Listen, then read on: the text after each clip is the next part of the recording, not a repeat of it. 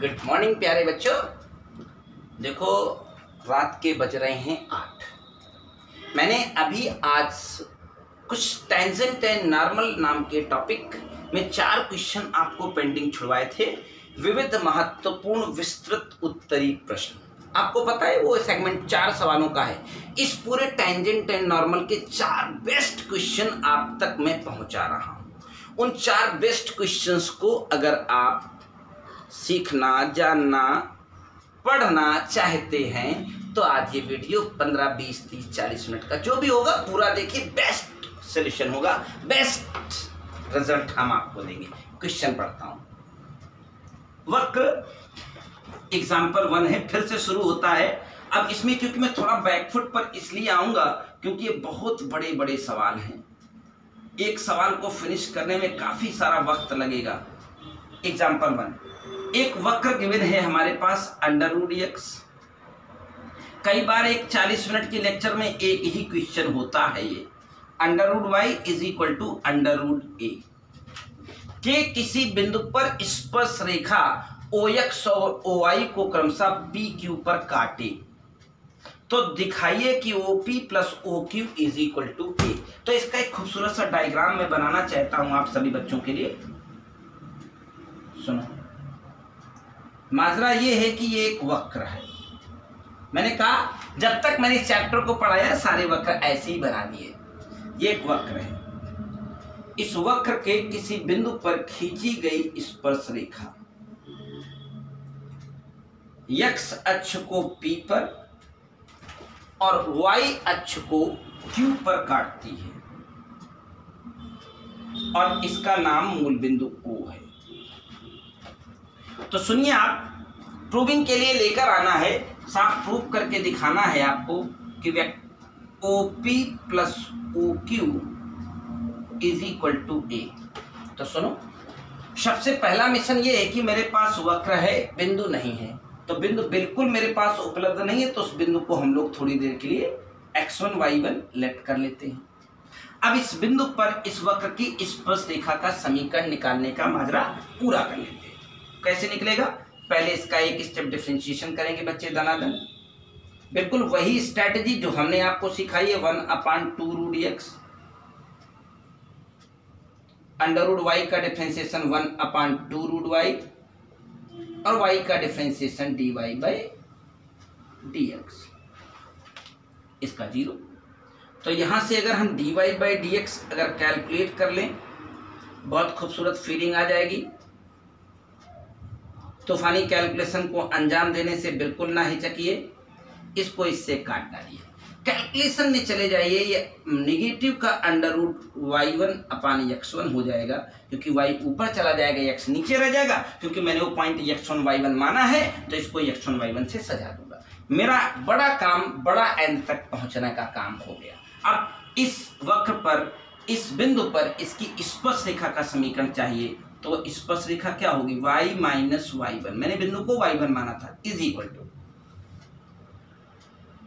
dy/dx यानी √ के अंदर y1 माइनस में कह देता हूं, √ के अंदर x1 माइनस में कह देता हूं, वो माइनस में है ही, और x - x1। थोड़ा नियंत्रण रखना होगा खुद के ऊपर, तभी ऐसे सवाल बनाए जाते हैं और अच्छे बनाए जाते हैं। चलिए, y√x1 - y1√x1 = के अंदर y1x माइनस प्लस x1√y1। जी, आप समझ रहे होंगे हमारी बात। मैंने अंदर मल्टीप्लाई करने का काम किया है। तो मैं जानता हूं कि अगर ये स्ट्रेट लाइन है और इस स्ट्रेट लाइन ने x अक्ष में जो अंतःखंड OP काटा है, y अक्ष में जो अंतःखंड OQ काटा है, वही मुझे पता लगाकर चलना है। तो इस सरल रेखा को अंतःखंड रूप में बदल दूं और 10 सेकंड में अभी सवाल का जवाब आप तक पहुंचा देता हूं। सुनो, तो हमको पता है कि x वाले टर्म्स को अपनी जगह पर, हमने कहा अपने पर नियंत्रण रखना सीखना होगा ऐसे सवालों के लिए। x वाला y1 के साथ प्लस y√x1, ये अपनी जगह पर आ गया। कहीं कुछ छोड़ मत देना, गलती मत कर देना। x1 ये है y1 रूट के अंदर, ये इधर भगा दो, y1 अंडर रूट के अंदर x1। आपको तो पता ही होगा, इस जगह एक स्टेप और सॉल्व करना चाहता हूं मैं, या एक स्टेप में थोड़ा और जल्दी ले लेता, इसी जगह थोड़ा मैं एडजस्ट कर देता हूं। इस x1 को लिख देता हूं under root x1 into under root x1, कोई तकलीफ तो नहीं होगी। और इस y1 को लिख देता हूं अंडर रूट y1, फिर एक बगल में अंडर रूट y1। देखिए ये अपनी अपनी स्ट्रैटेजी है, हम जैसे करना चाहें। तो देखिए अंडर रूट x1 y1 दोनों में है, जो कॉमन आ गया x under root y1 plus y under root x1। बहुत नियंत्रण के साथ इस काम को करना है आपको। x1 y1 अंडर रूट के अंदर हमारा कॉमन है, देख लीजिए। यहां पर बच गया अंडर रूट के अंदर x1, यहां पर बच गया प्लस करके अंडर रूट के अंदर y1। आपको तो पता ही है कि x1 y1 आखिरकार इस वक्र को संतुष्ट करेगा, तो x1 y1 यहां संतुष्ट करेगा, तो यहां संतुष्ट करा दीजिए।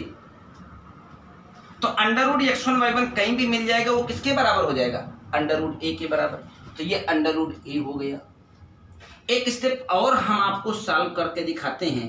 x root y1 y root x1 is equal to root x1 root y1 under root a, मैं लिख सकता हूं।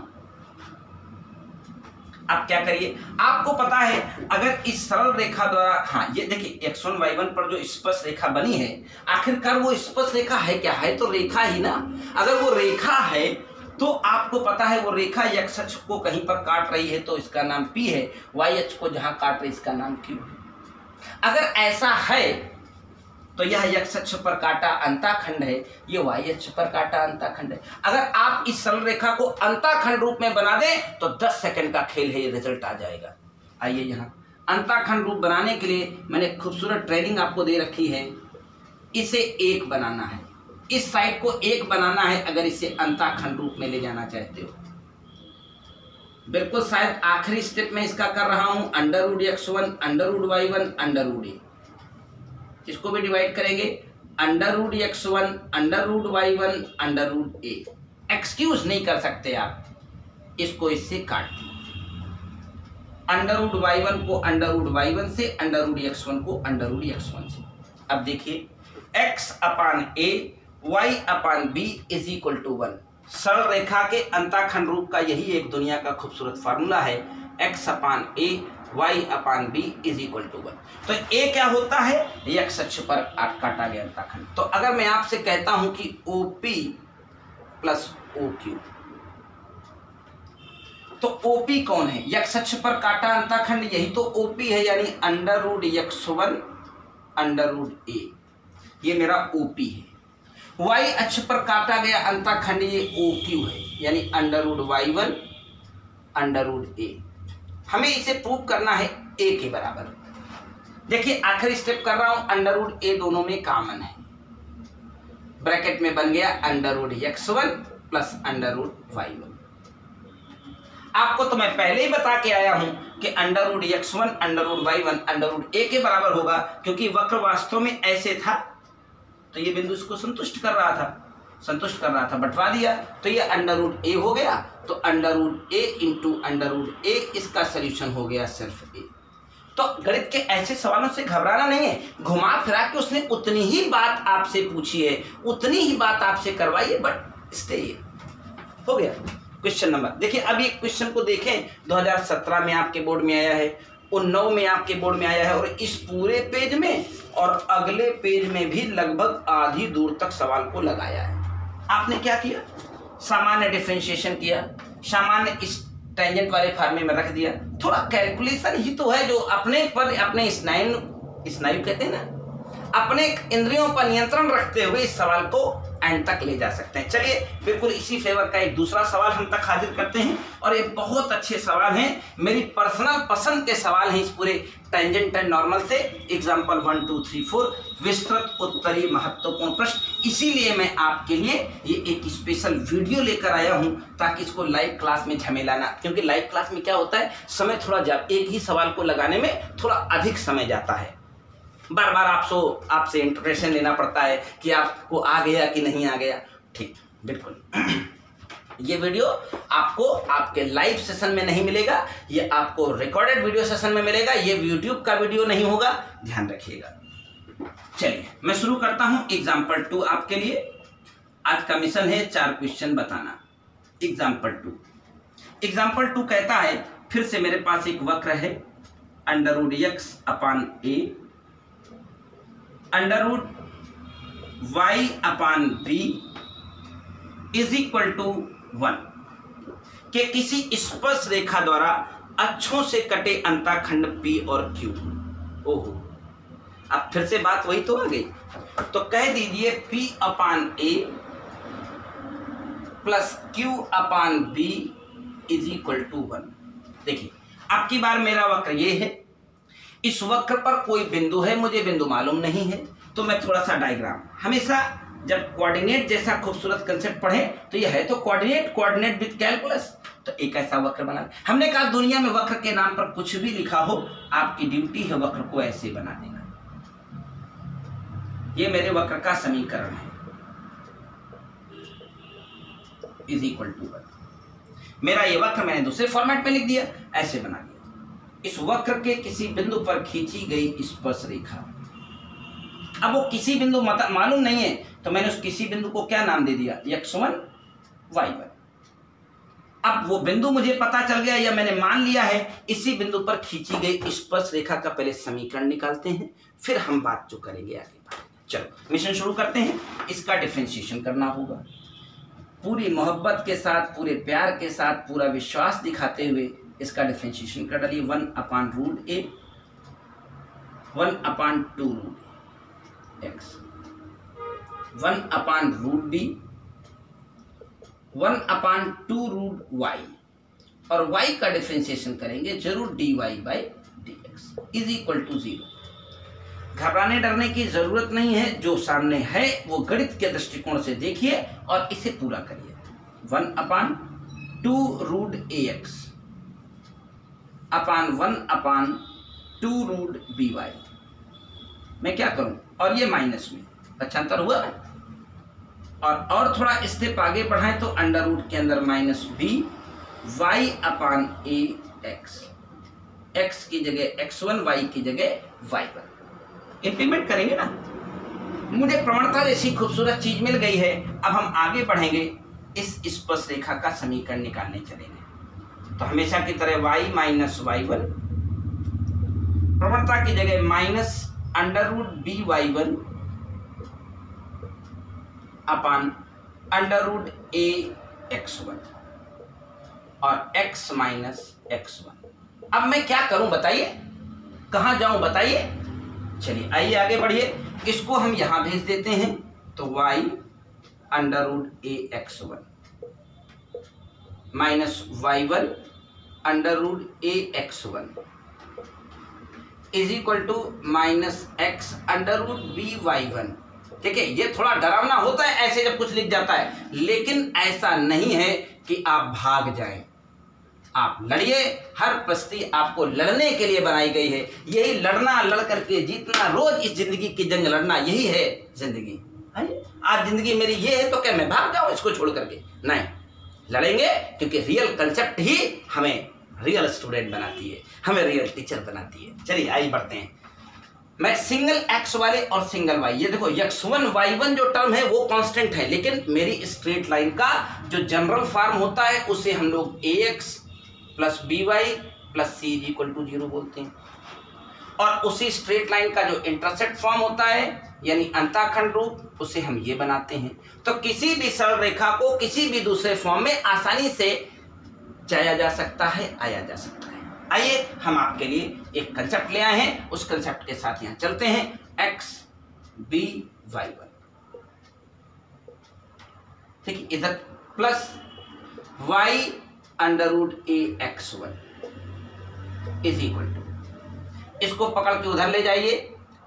x1 हमारे पास है, मैं थोड़ा सा सेटिंग करने के मूड में हूं।